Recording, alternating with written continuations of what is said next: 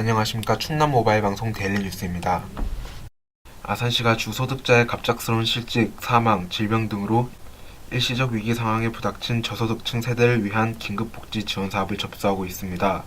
지원 대상 가구는 주소득자의 갑작스러운 실직, 사망, 구금시설 등으로 소득이 상실된 경우, 중한 질병 또는 부상으로 의료비 또는 생계에 어려움을 겪게 된 경우, 화재 등으로 인하여 거주하는 주택 또는 건물에서 생활하기 곤란하게 된 경우를 비롯해 단전, 단수, 단가스 등 경제적인 위기에 처한 경우 등으로 가구 상황에 따라 생계비, 의료비, 주거비, 교육비 등을 지원받을 수 있습니다. 충남도민의 애국애족과 보훈정신 계승에 산실이 될 충남보훈회관이 건립 추진 4년 만에 문을 열었습니다. 도는 13일 충남보훈회관 대강당에서 안희정 지사, 도내 보훈단체장과 회원, 기관단체장 등 150여 명이 참석한 가운데 충남보훈회관 개관식을 개최했습니다.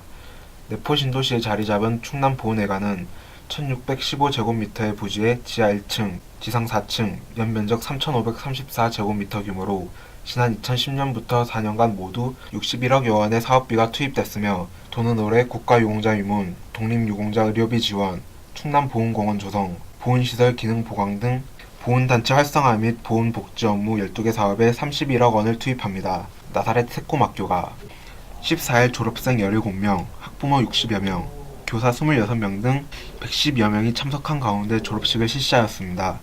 대부분의 학생이 중도 중복 장애를 가지고 있어 여러 가지 어려운 요건 속에서 학교 생활을 마치게 되어 더욱 의미 있는 졸업식이 되었으며 학부형들이 교사에게 손수 감사장을 만들어 전달하여 보는 이로 하여금 훈훈한 마음을 갖게 하였습니다. 초록우산 어린이재단 충남지역본부는 지난 13일 충청남도 아산교육지원청 소회의실에서 충청남도 아산교육지원청과 함께 아산지역 저소득 가정 아동 지원을 위한 업무 협약식을 가졌습니다.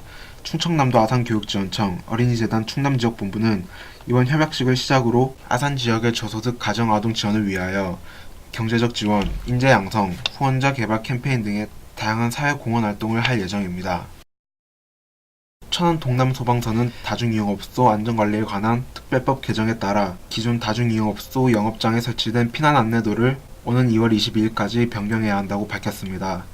비치 위치는 영업장 주 출입구 부분에 손님이 쉽게 볼 수 있는 위치에 부착하고 구획된 시리벽, 탁자 등 손님이 쉽게 볼 수 있는 곳에 위치해야 합니다. PC방의 경우 로그인 창의 화면으로 삽입하여도 무방합니다. 포함된 내용은 화재 시 대피할 수 있는 비상구 위치, 구획된 실 등에서 비상구 및 출입구까지의 피난 동선, 소화기, 옥내 소화전 등 소방시설의 위치 및 사용 방법, 피난 및 대처 방법입니다. 이상으로 충남 모바일 방송 데일리 뉴스 마칩니다.